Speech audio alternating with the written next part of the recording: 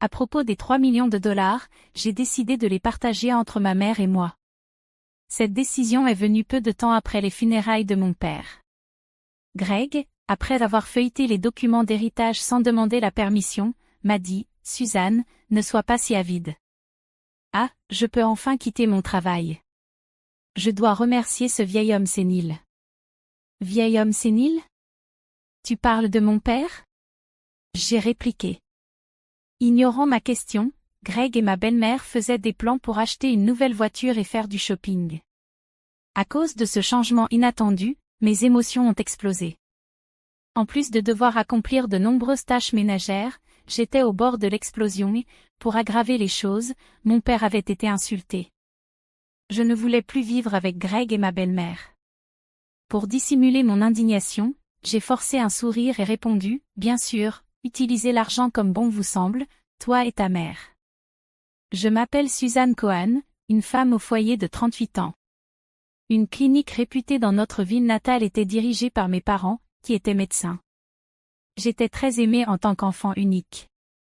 J'ai obtenu un emploi dans une grande entreprise pharmaceutique après avoir obtenu mon diplôme à la faculté de pharmacie.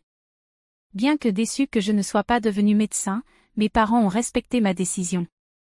Il y a 10 ans, mon père et moi avons été dévastés lorsque ma mère est décédée dans un accident inattendu. Pendant ces moments difficiles, Greg, qui était alors mon petit ami, m'a soutenu. Nous nous sommes rencontrés par l'intermédiaire d'un ami commun, et 2 ans après la mort de ma mère, Greg m'a demandé en mariage.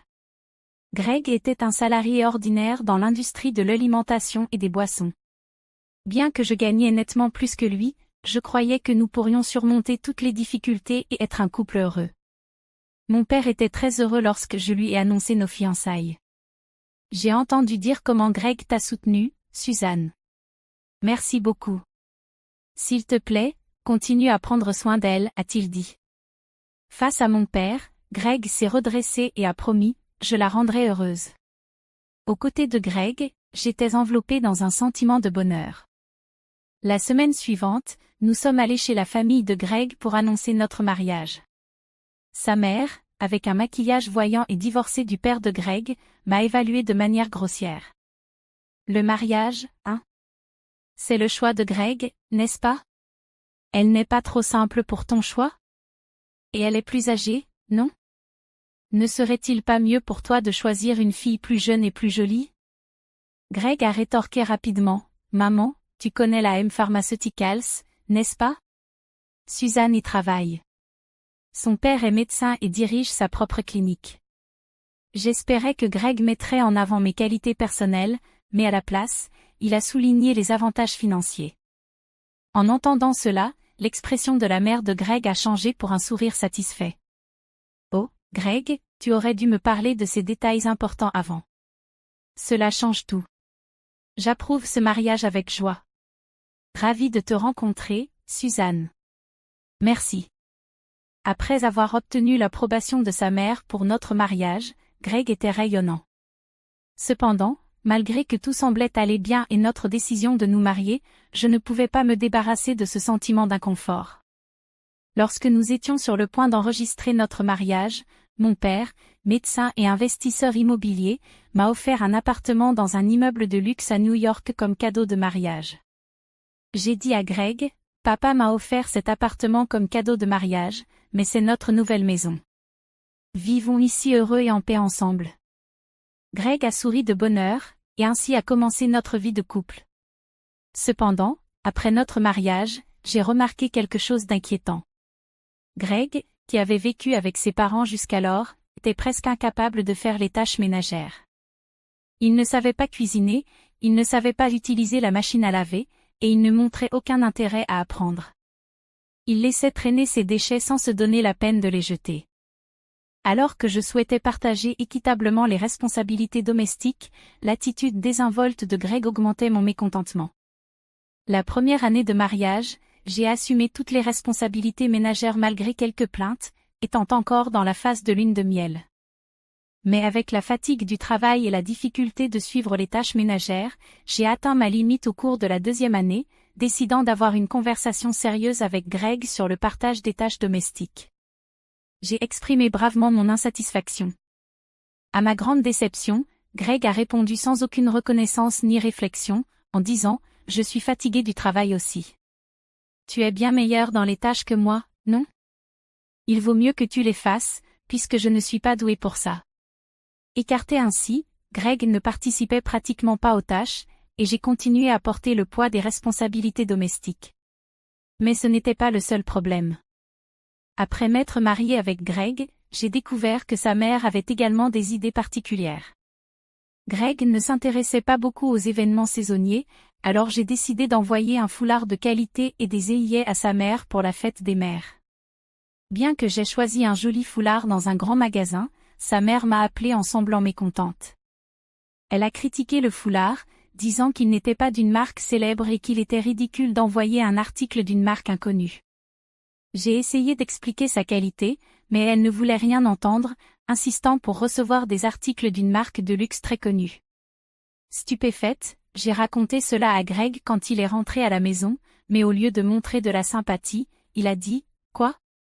Ce n'est qu'un cadeau.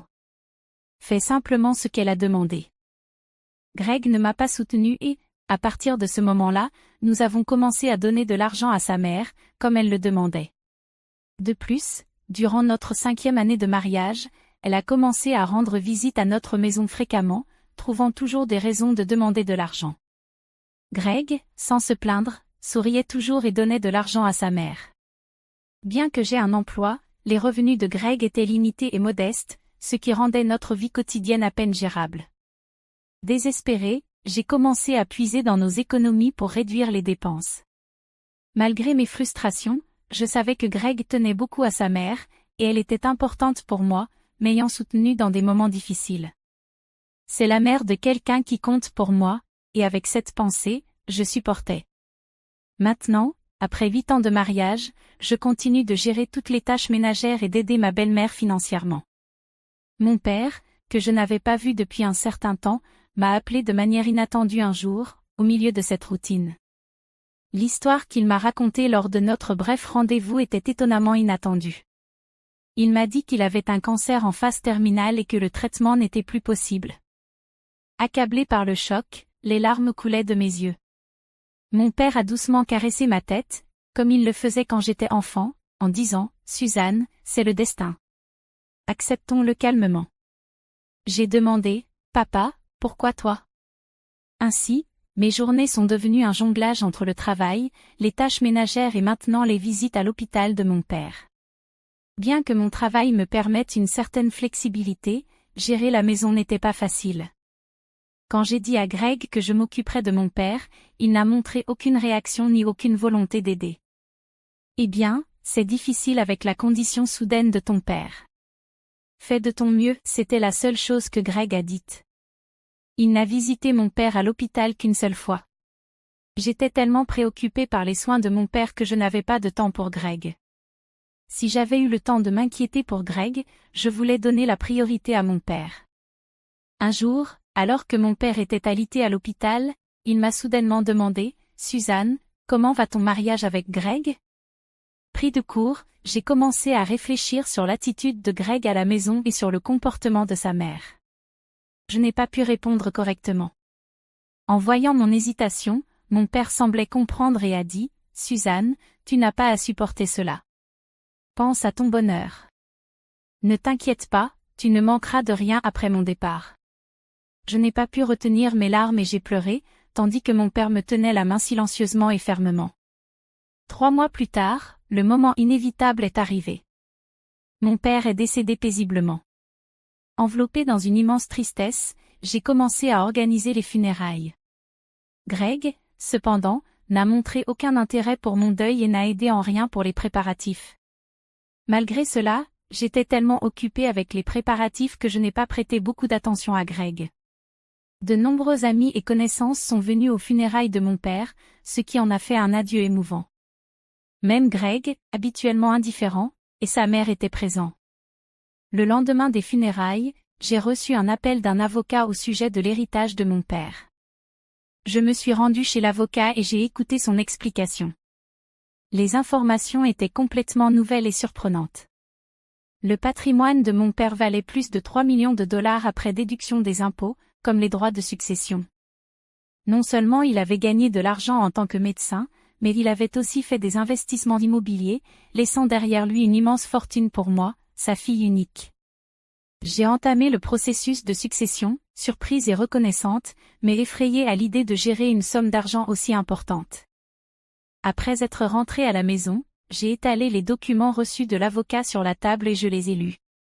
L'épuisement m'a envahi, et je me suis assoupie un moment sur le canapé. À mon réveil, j'ai entendu au loin les voix joyeuses de Greg et de sa mère. « Quand êtes-vous arrivés ?»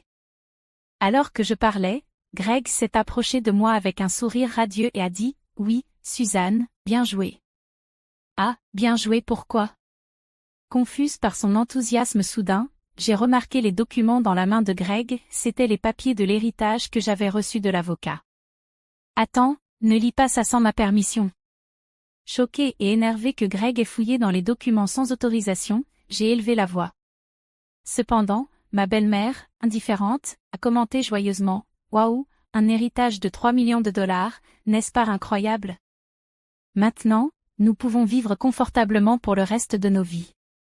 Confuse, je n'arrivais pas à comprendre pourquoi ma belle-mère avait dit cela soudainement. Puis Greg est devenu sérieux et a continué. À propos de ces 3 millions de dollars, j'ai décidé qu'ils seront partagés entre moi et ma mère. Cela s'est produit juste après les funérailles de mon père. Greg, ayant regardé les documents liés à l'héritage que j'étais censé recevoir sans ma permission, m'a dit « Suzanne, ne sois pas si avide. Ah, je vais enfin pouvoir démissionner. Je dois remercier ce vieux sénile. » Vieux sénile? Tu parles de mon père? J'ai dit cela à haute voix, sans le vouloir. Bon, de toute façon, procédons à l'héritage et mettons l'argent sur notre compte commun dès que possible. Ignorant ma confusion face à ce retournement de situation inattendu, Greg et ma belle-mère discutaient avec enthousiasme de l'achat d'une nouvelle voiture. À ce moment-là, je ne pouvais plus contenir mes émotions. J'étais sur le point d'exploser, accablé par les tâches ménagères, les demandes d'argent. Pour couronner le tout, mon père avait été insulté. En retenant ma colère, j'ai répondu avec un sourire forcé, « Bien sûr, utilisez l'argent comme vous et votre mère le souhaitez. » En entendant cela, ma belle-mère, apparemment satisfaite, a dit joyeusement, « Voilà, Suzanne. Prête à accepter. Maintenant, assure-toi de travailler dur et de gagner de l'argent. Je ne veux pas que nos économies diminuent, alors travaille dur. » J'ai simplement hoché la tête et j'ai fait semblant d'écouter ces paroles égoïstes. Après cela, Greg et ma belle-mère ont commencé à vivre comme s'ils avaient perdu la tête, dépensant de l'argent de manière extravagante. Greg a rapidement démissionné de son travail, et ma belle-mère s'est pratiquement installée chez nous, y restant constamment. Ils sortaient le matin et revenaient avec des articles de marque de luxe qu'ils avaient achetés. Le restaurant 3 étoiles où nous sommes allés aujourd'hui n'était pas aussi bon que prévu. Oui, c'était un peu en deçà de nos attentes sophistiquées, discutaient-ils comme s'ils étaient devenus des célébrités riches, tout en me laissant tout le travail domestique, comme si j'étais leur servante. Greg semblait penser que l'héritage de mon père arriverait immédiatement. Il retirait de l'argent de notre compte commun de manière imprudente, et mes économies de 100 000 $ diminuaient rapidement. Quand j'ai protesté contre ces dépenses excessives, Greg s'est simplement mis à rire. « De quoi tu parles? N'y a-t-il pas 3 millions qui vont arriver? Alors, dépenser ainsi n'est pas un problème. » Je l'ai mis en garde, ça suffit maintenant, mais Greg m'a complètement ignoré. Alors, un mois plus tard, Greg et ma belle-mère sont soudainement partis en voyage à Hawaï. Je n'étais pas invitée et je suis restée seule à la maison. Après les avoir vus partir, j'ai décidé d'agir. Environ une semaine plus tard, alors que je me détendais à la maison, j'ai entendu un coup fort à la porte. Me demandant ce qui se passait, j'ai regardé le moniteur de l'interphone et j'ai vu Greg et ma belle-mère, tous deux habillés en chemise hawaïenne, à la porte d'entrée. « Qu'est-ce que vous voulez ?» ai-je demandé calmement et froidement. En colère, Greg a crié, « De quoi tu parles? Pourquoi la porte ne s'ouvre-t-elle pas ?» Voyant Greg et ma belle-mère confus sur la raison pour laquelle la porte ne s'ouvrait pas, j'ai répondu avec assurance par l'interphone, « Eh bien, j'ai changé la serrure de la porte, donc bien sûr, elle ne va pas s'ouvrir. Quoi? Pourquoi? Parlons calmement dans un café à proximité, ai-je suggéré. Greg et sa mère, après avoir crié à l'entrée, ont apparemment réalisé que c'était en vain et sont rapidement allés au café. Dès que j'ai confirmé leur départ, je suis allé les rejoindre. Quand je suis arrivé, j'ai découvert que Greg et sa mère, arrivés plus tôt, m'attendaient furieux. Qu'est-ce que c'est? Les serrures ont été changées? Les nouvelles clés doivent être envoyées immédiatement. Je n'ai pas besoin de vous donner les nouvelles clés, ai-je répondu calmement à Greg et à sa mère, leur disant qu'ils devaient quitter cette maison. J'ai présenté un document, une demande de divorce déjà remplie, à Greg, qui était manifestement irrité. Divorce? Tu penses sérieusement à te séparer de moi? Sa mère était tout aussi surprise et effrayée. Suzanne, qu'est-ce qui t'a poussé à cela? J'ai parlé doucement à ceux qui étaient confus et paniqués. Au fait, vous dépensez de manière extravagante tous les jours. Êtes-vous sûr que vos finances vont bien? Quel argent? Bien sûr, tout va bien, Greg a rétorqué avec véhémence, crachant presque ses mots. L'héritage de ton père arrive, n'est-ce pas? Il doit encore y avoir plus de 50 000 $ sur notre compte commun. Regarde, je vais te montrer tout de suite. Sur ce, Greg a pris son smartphone et a ouvert l'application bancaire pour vérifier le compte. À ce moment-là, son expression a changé brusquement. Quoi? Qu'est-ce que c'est? Pourquoi l'argent a-t-il disparu? Il était là encore l'autre jour. En entendant les mots de Greg, sa mère a également regardé précipitamment son téléphone, l'air perplexe. J'ai révélé la vérité pendant qu'ils étaient en panique, sans comprendre la situation. Bien sûr que l'argent a disparu. Je suis en train de divorcer de toi, alors j'ai transféré ces 50 000 $ sur mon compte en tant que partie de la répartition des biens. Quoi? Qu'est-ce que tu veux dire? Le visage de Greg s'est transformé en colère pendant un moment, mais ensuite il a souri comme s'il se souvenait de quelque chose. Eh bien, je vais divorcer de toi alors. Transfère l'héritage que tu as reçu de ton père immédiatement. Après tout, les biens acquis pendant le mariage sont partagés également lors d'un divorce, n'est-ce pas? Eh bien, tu as peut-être mal compris quelque chose, ai-je répondu. Ne savais-tu pas que l'héritage que j'ai reçu, même si c'était pendant notre mariage, ne compte pas pour la répartition des biens? Il y a eu un moment de silence entre nous. Also anderten sich die Gesichtsausdruck von Greg und seiner Mütter drastisch. Vielleicht hätten sie wirklich geglaubt, dass sie einen Erbe bekommen würden. Nein, das kann nicht wahr sein. Das ist unmöglich, ihr Gesicht würde über einer Mischung ausverlöhnen und wüt. Bitte, überprüfe selbst, sagte ich sarkastisch. Greg begann hektisch auf seinem Smartphone du suchen. Ihr steht, das gerbt vermegen, das eine Partner von einem Elternteil erhalt, als getrennt vermegen gilt und daher nicht aufgeteilt werden kann, was? Wirklich, euch sen Mütter schockiert auf den Bildschirm. Dann nähert sich Greg mir und flett verzweifelt, Suzanne, bitte lass dich nicht von mir schäden. Ich habe kein Ersparnis und keinen Job. Wie soll ich leben, wenn du dich von mir schäden lässt, angesichts von Greg Flians prachisch klar und entschlossen wovon redest du? Übernimm Verantwortung für den Taten. Ich werde niemals vergessen, wie ihr mich beide behandelt habt. Ich lass mich von dir schäden. Ich gehe sur notoch vor Gericht, Schuster von meiner entschlossenen Haltung, die sie noch nie übergesehen hätten, wischen Greg und sen Mütter angstlich zurück und wimmerten les. Onen wetter verliess sich das Café. Spate schafften Greg und ich, die Schädungsformalitäten problemlos erledigen. Die 50 000 $, die ich von unserem gemeinsamen Konto transferiert, wurden als Teil der ehelichen Gütertrennung anerkannt. Schließlich gelang mir, Greg und sen Mütter aus meinem Haus übertreten. Greg, der das Geld aus der Gütertrennung verschwendet hat, fand sich Mittello wieder. Außerdem war mit den Rechnungen der Auslandsreise und anderen Ausgaben, die mit seiner Kreditkarte bezahlt hat, überfordert und versank schnell in Schulden. Greg und sen Mütter mussten noch mehr Schulden aufnehmen, dies à l'argent ulesten, und jetzt leben sie in einer intergekommenen Wohnung und arbeiten unermüdlich jeden Tag, ihr Schulden übergleichen. Der bemerkenswert Unterschied ihrem früheren luxuriösen Lebensstil überrascht sie. Im Gegensatz dazu habe ich die Wohnung, die ich mir getätigt hat, verkauft. Dann zog ich in das Osmen weiter. Ich arbeite weiter an Wisuvor, aber durch das Erbemen weiter habe ich gut Geld.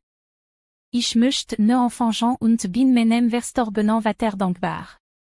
Mein Ziel ist, mein Glück überwahren und in Frieden leben. Wenn euch diese Geschichte gefallen hat, hinterlasst ein Like und abonniert unseren Kanal.